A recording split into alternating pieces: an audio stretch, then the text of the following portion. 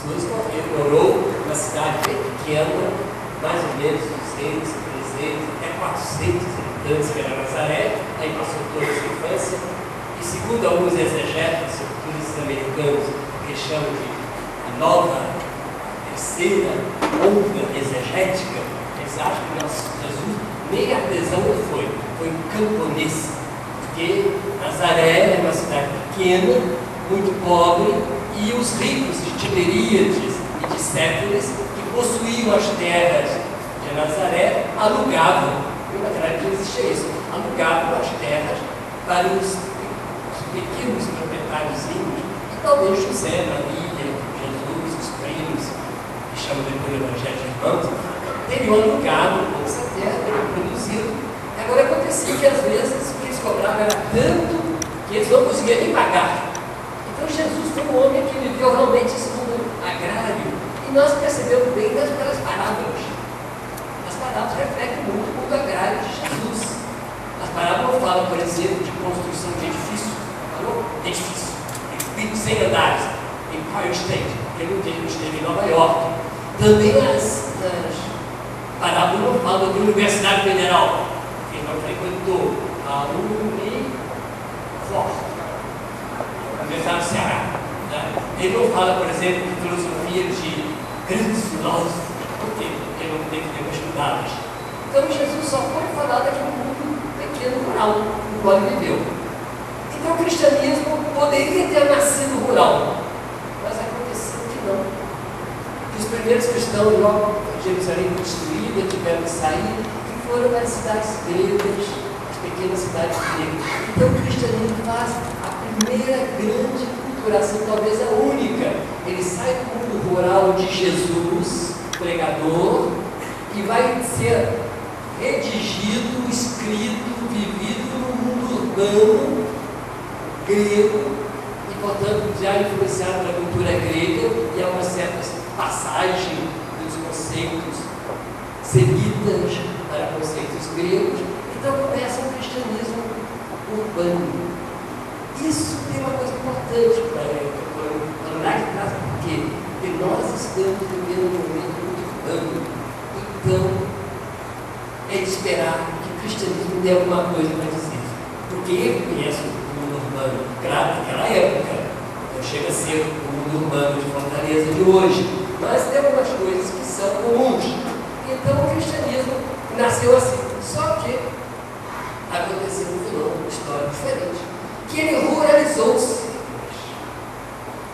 Com a invasão do Império Romano, foi destruído, a conversão dos bárbaros, a Idade Média, a Europa muito rural, a gente imagina que a Europa era um centro cultural, era meia dúzia de espionagem aquilo, mas a grande massa era rural, e o cristianismo ruralizou-se.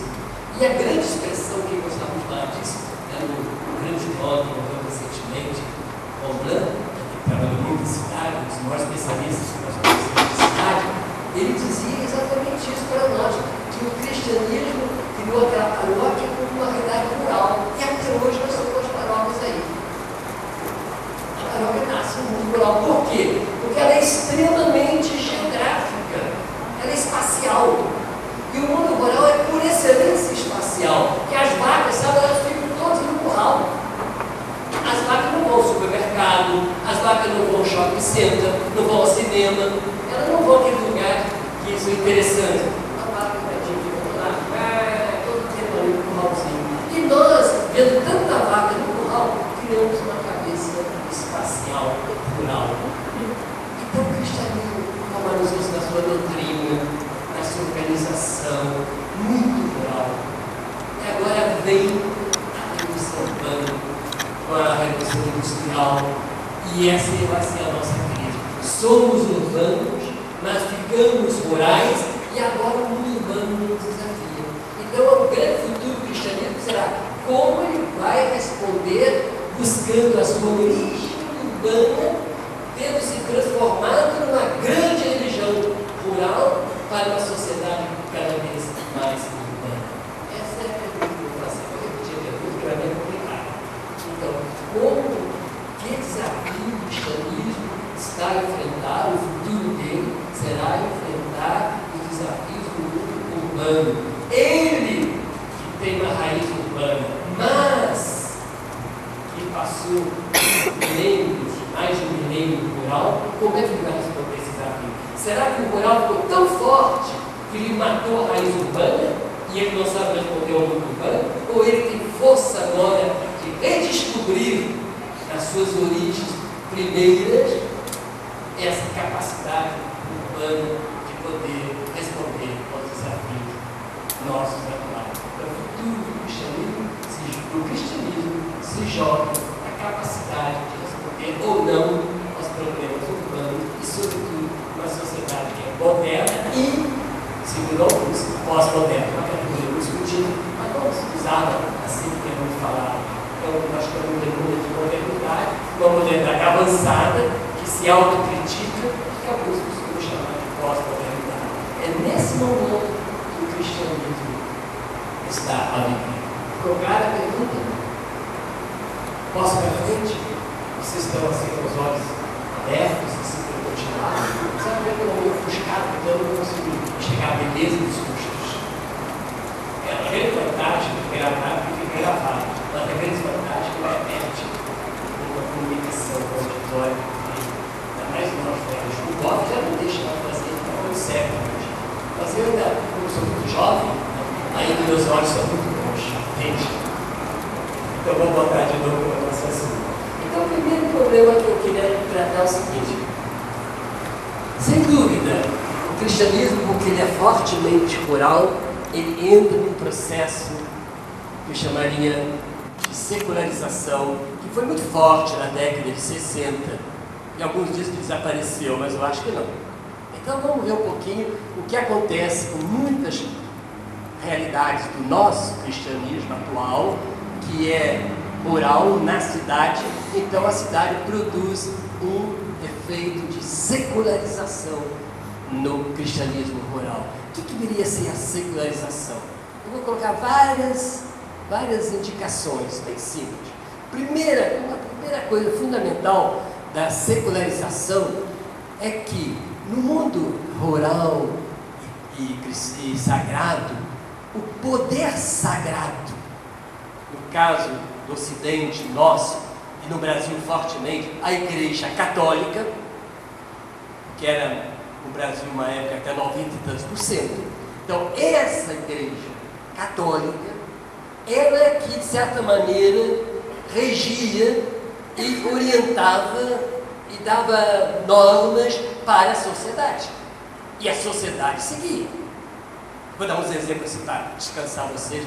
Isso aconteceu lá numa paróquia em São Paulo, em Indaiatuba. O vigário Pessolino ainda, bem senhor do mundo rural, né? Dono de toda a igreja lá e toda a sociedade, dá uma festa assim na praça. Então estão os jovens dançando na praça, alegre. E ele pegou o microfone. Entre o rapaz e a moça tem que passar uma corrente de ar. Era o padre que dizia. Então eles tinham que dançar com uma certa distância. É isso o padre que falava. É a maneira de ele mostrar que ele sabia comandar a sua paróquia.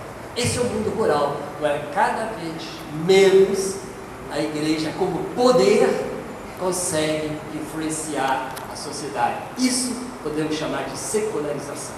A dificuldade, a diminuição do poder eclesiástico de uma igreja de comandar, reger, orientar o pensar e o agir de uma sociedade. Vou dar alguns exemplos concretos. Uma das viagens de Bento XVI ao Brasil, os jornais diziam muita besteira, muita mentira, né? E os jornais diziam, o Papa vai falar sobre questão de controle de nascimento, assim por diante. Não falou, mas os jornais estavam anunciando já. E aí provocaram o ministro daquela época, que era o Temporão, ministro da Saúde, se não me engano, e o ministro disse isso. O Papa pode falar o que quiser, os católicos, nós respeitamos, essa é a função dele. Mas para nós, governo brasileiro, somos nós que vamos decidir se vamos distribuir tais meios ou não. Isso é muito claro. Ele diz, pode, mas para eles. Isso que é secularização. Cada vez mais as religiões podem falar para os seus, mas não podem falar para fora. Nós vivemos agora, pouco tempo atrás, vocês analisaram um pouco a realidade e perceberam o problema, a questão dos anencéfalos, não é isso? O Supremo Tribunal, os juristas mais importantes, não seguiram a orientação da CNBB. A CNBB se aconselhou e até disse que não era ético, moral fazer isso, e eles aprovaram, acho que um voto só contra. Quer dizer que a sociedade, no caso judiciário, o outro executivo e o legislativo também. O legislativo está legislando coisas que vão contra o ensinamento oficial e moral da igreja. Quer dizer que os três poderes se sentem autônomos em face da igreja. Então nós vamos ter que pensar um cristianismo que já não pode dispor fortemente da sociedade. Vou dar exemplos de quando ele dispunha. Vou dar exemplos fortes. Por exemplo, a França de Luís XIV, né? Portanto, início do século XVIII, final do século XVII, século XVIII. Luís XIV, que nós aprendemos na história dizia que era o rei Sol, né? Le roi soleil, né? A gente aprendia isso. L'état c'est moi, eu sou o Estado. Isso é Luís XIV. Pois bem, na época da quaresma, não vou achar graça, ele mandou retirar todas as carnes dos açougueiros para que os franceses não tivessem gula de comer carne na quaresma. Porque lá não era essa quaresminha vagabunda nossa, não. Lá não se comia carne a quaresma inteira. 40 dias sem carne. Daí carnaval, carovana, tchau carne. Não vamos comer carne durante 40 dias. E ele, para ajudar os franceses a não cometerem pecado mortal de comer carne durante a quaresma, mandou a polícia e foi nos açougueiros, pegou todas as carnes. Não podia, mas que o açougueiro tem que ver com a quaresma da igreja hoje? Vai o padre dizer para o açougueiro, ô açougueiro, guarda sua carne aí, não pode vender carne na quaresma. O problema é o seu, não preciso de dinheiro. Ele vai vender, para mostrar a diferença, você mostrar mais graça ainda. Isso foi em Nápoles, no século XVI para XVII. Naquela época havia uma norma que todos os paroquianos, todos, na quaresma, deviam passar pelo confessionário do pároco. Não era obrigado a confessar, porque sacramento você não pode obrigar, mas tinha que ir ao confessionário. Aí depois tomar uma bênção só, mas tinha que ir lá. As mulheres piedosamente iam, mas alguns homens rebeldes não quiseram ir. O que aconteceu? Mandou a polícia pegou, levou. E jogaram no pé do padre. Jogaram no pé do padre. Não precisava confessar, mas tinha que pedir a bênção. Isso até já no mundo moderno, no século XVI, século XVII. Então há uma quantidade de fatos. Agora, isso é que está acabando. Na Europa, muito pior.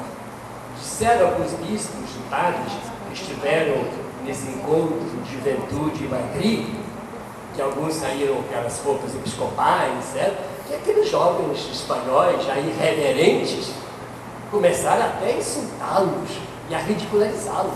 Pois eles pensavam na França de Franco, na Espanha de Franco, desrespeitar um bispo ou um padre, e eles faziam isso. São jovens que não estão nada a ver com esse mundo. Isso se chama de secularização. É nesse sentido que eu estou falando. Então, essa dificuldade que nós vamos ter como igreja para mostrar a nossa visibilidade e ser acolhido por ser igreja. Olha a diferença. Mas se nós tivermos valores, tivermos propostas que respondam, aí é diferente. É isso que eu quero passar para vocês, essa diferença importante. Essa, para mim, aí está o grande futuro da igreja amanhã. Ela não vai mais se impor-se pelo poder, mas ela só poderá propor elementos que respondam realmente aos anseios, aos desejos das pessoas. Aí sim, aí ela terá presença, mas só nesta medida. Eu acho que essa é a grande novidade do futuro. Antes não. Antes um Papa falava, por exemplo, até o Pontificado Pio XII, realmente eu considero um dos grandes papas do século passado. Ele iniciou para as pessoas que não têm obrigação nenhuma de conhecer o catálogo telefônico pontifício. Ele foi Papa no início da Segunda Guerra, portanto 39, e morre em 58, quando começa depois João 23, 39 a 58.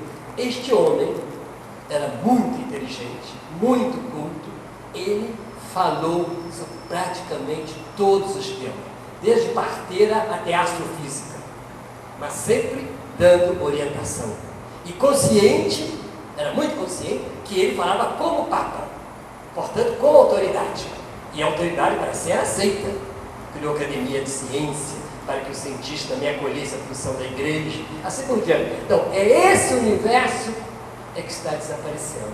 Então, nós temos que nos perguntar que proposta teremos. Mas outro aspecto da secularização.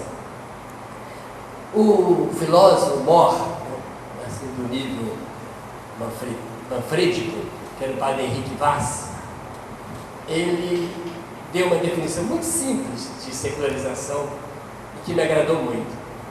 Secularização é a perda da localização do sagrado. A perda, nós perdemos a localização, não sabemos onde está o sagrado.